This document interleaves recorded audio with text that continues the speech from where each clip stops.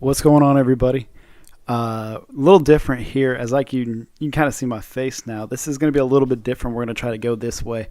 We're bringing an emergency episode here today. Don't mind the microphone, makeshift. Don't worry about it. We'll figure it out eventually. But I wanted to come here today because we have breaking news in the MLB. This is big stuff to talk about. Shohei Ohtani signing with the Los Angeles Dodgers for 10 years, $700 million. This has got to be something we had to talk about. I told you guys that as soon as I recorded something, I knew immediately Shohei Ohtani was going to sign somewhere. We had a bunch of rumors. We'll break it down a little bit day by day. This is only going to be a short little brief episode. I just want to put this out there on YouTube. We can maybe put it on Spotify. Maybe it'll just be on YouTube. We'll figure that out because we're going a little bit of a video route. You see the background. Got the grist stuff as always. Getting a little festive spirit. More grist stuff. You see what it is. This is going to be the background for a little bit until we kind of figure out the location of what we want to do. But let's talk about it. Shohei Ohtani going to the Los Angeles Dodgers. I mean, who saw that one coming? I think everyone. But as of Wednesday, Thursday timeframe, I don't know if anybody really knew that was going to be the case.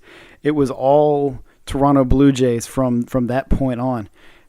We got the tweets from John Morosi of MLB Network saying that Shohei is in the final 72 to 96 hours of potentially signing with the team, and it was down to Toronto, LA, San Francisco, those group of teams. Chicago was kind of in the running a little bit, but it really seemed like it was down to LA and Toronto. But John Morosi, as I mentioned, of MLB Network, was really pushing this Shohei to the Blue Jays narrative, and it just came more apparent as of Friday. There was a tweet by, I can't not remember exactly who it was, saying that there was a press conference scheduled for 6 p.m. in Toronto, and everybody was like, okay, what's going on here?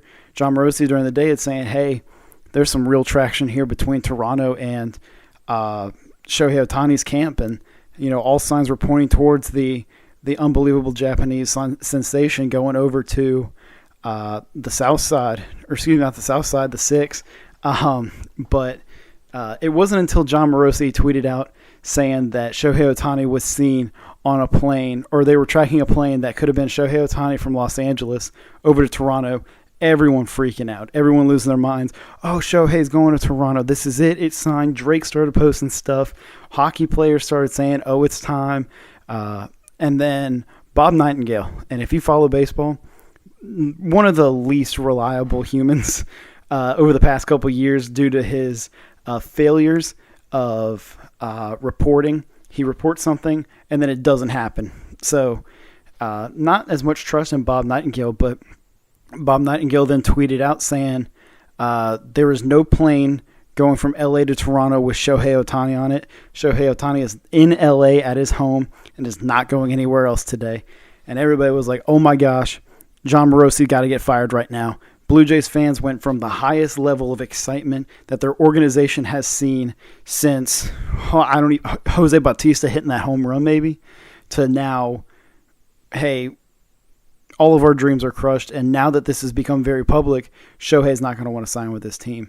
And I saw a lot of Blue Jays fans just getting absolutely crushed on Twitter last night, and it was tough for them to see. And then everybody was talking about it. Jeff Passan then retweeted somebody else saying that there wasn't any traction there.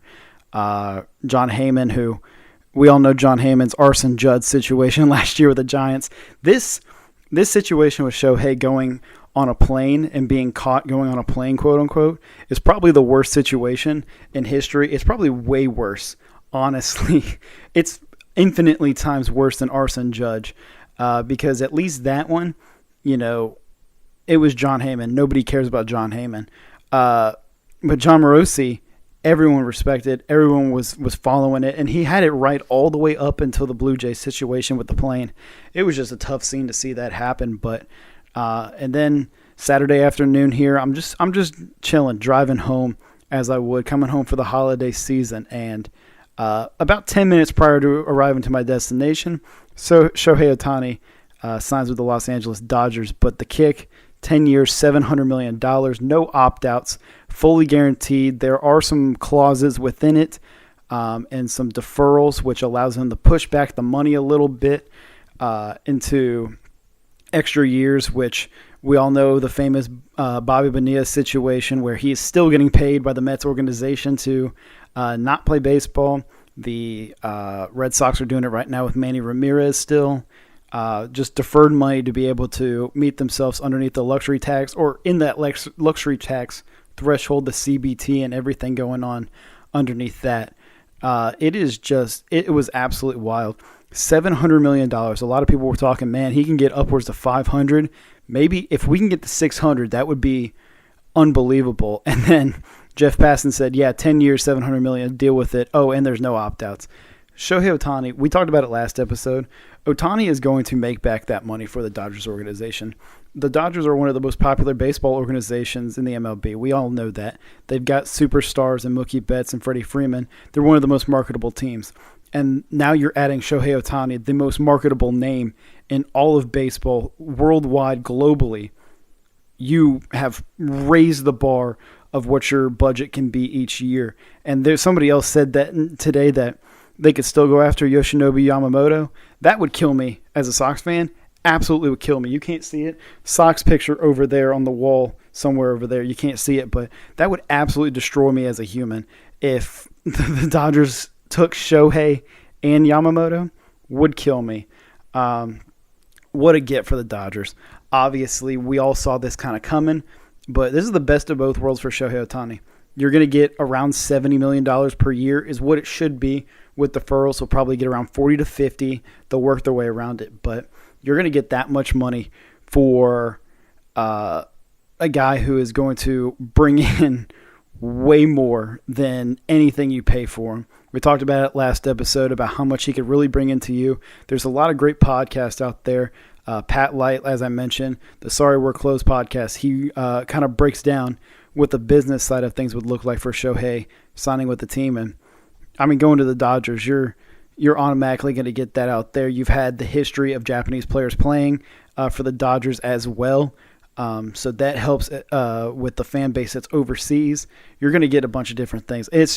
It's a great signing. The number is very scary to look at, $700 million over 10 years. But in reality, you're going to end up making it back at some point. So what a get for the Dodgers. But what does it mean for the rest of these teams? The Blue Jays, who have now just been trolled to the maximum on getting Shohei Ohtani. What's going to happen with him or with them? For the Yankees, now that Shohei's over, they're going for Yamamoto. They already got Juan Soto. That happened right after I ended the last podcast. He got confirmed, traded there. We all saw the deal there. What happens with the Mets?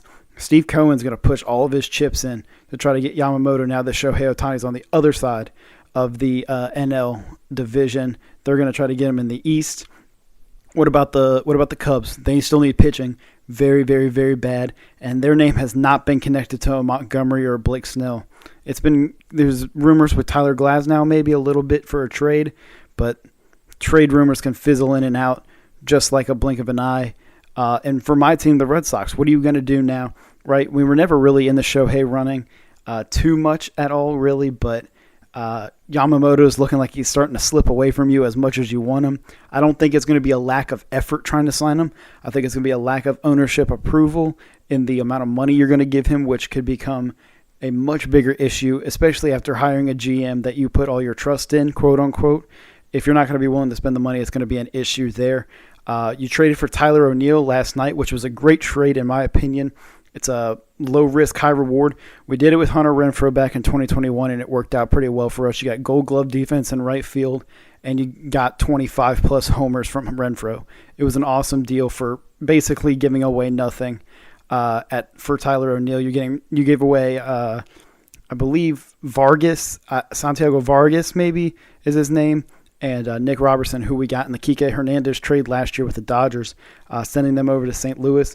The Cardinals were already getting ready to get rid of him anyways. Why not go ahead and get Tyler O'Neill, who you're going to get Gold Glove defense in every part of the outfield that you put him in, and you're going to potentially, if he stays healthy, which has been injury issues, you're going to get 20-plus home runs with him with elite power from the left side, or him hitting the right side against lefties, rather, should I say. But the big one is for Toronto.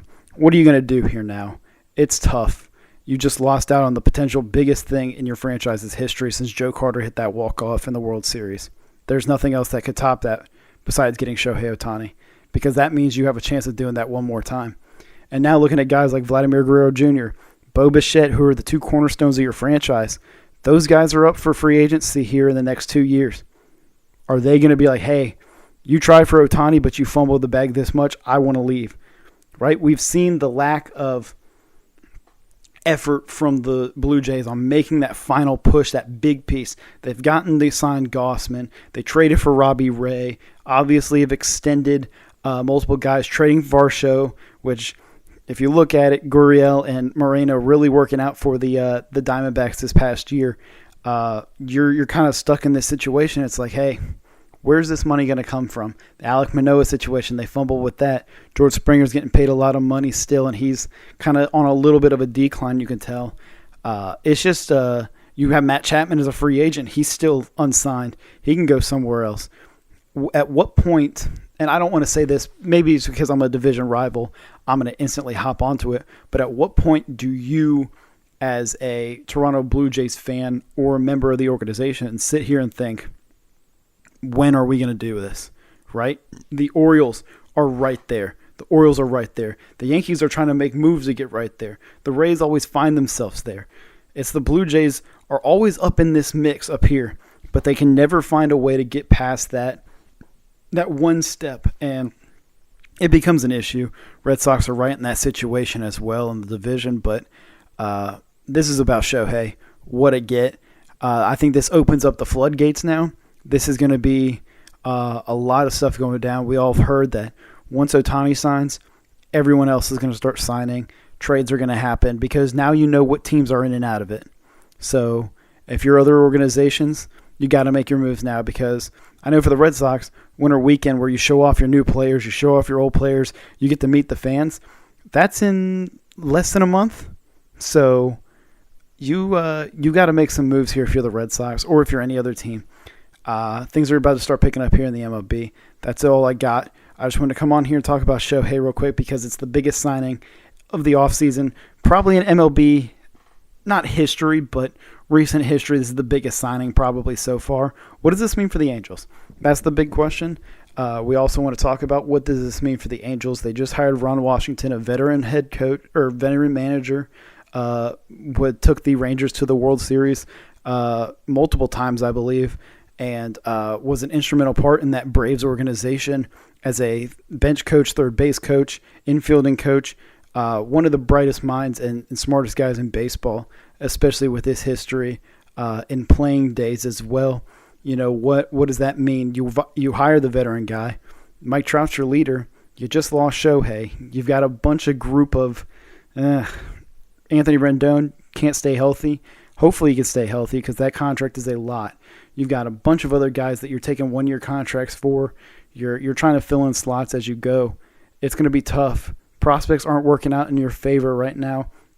You're going to have to take a lot of shots in the dark and hope that things stick.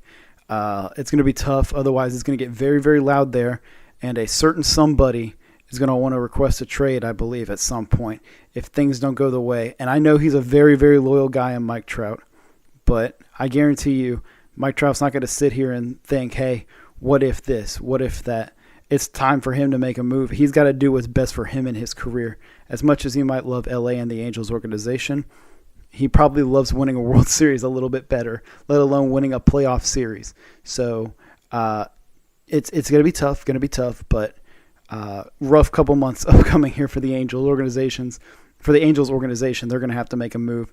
But Shohei Ohtani, not moving too far away from Anaheim, just going into the main city there in Los Angeles.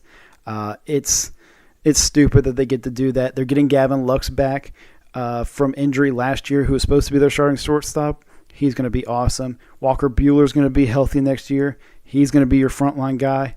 Kershaw, injured, but is going to come back still. Shohei's, again, can't reiterate this enough. Shohei will not pitch next year. He will only DH. So JD Martinez is definitely gone, but this is a big issue. Or not, this is not a big issue for this team. When he comes back, he'll be able to pitch in 2025. No one's really going to care, and this lineup is going to be insane because you lead off with Mookie, you might get Mookie out, but then you got Freddie. If you get Freddie out, guess what? You got Shohei. three of the toughest outs in baseball history, no doubt in my mind. You can't sit there and look at another lineup and be like, that's a tougher out. Like, sure, Pedroia, Manny, Poppy might be a little bit of a tough out, but Mookie, Freddie, and Shohei, it's unbelievable. This LA team has a chance to do something special again. Shohei Ohtani has a chance of being on the main stage everywhere. I hate that he's playing so late at night now because it was on the West Coast again still, but he's in a big market. He's going to be shown off as he should. That's all I got. We'll be back on Wednesday unless Yamamoto signs with the Red Sox. Then you're getting another little YouTube video here, but this is all I got. Thank you guys for watching. As always, I'm Alex McNinch, and you just got your Sports Digest.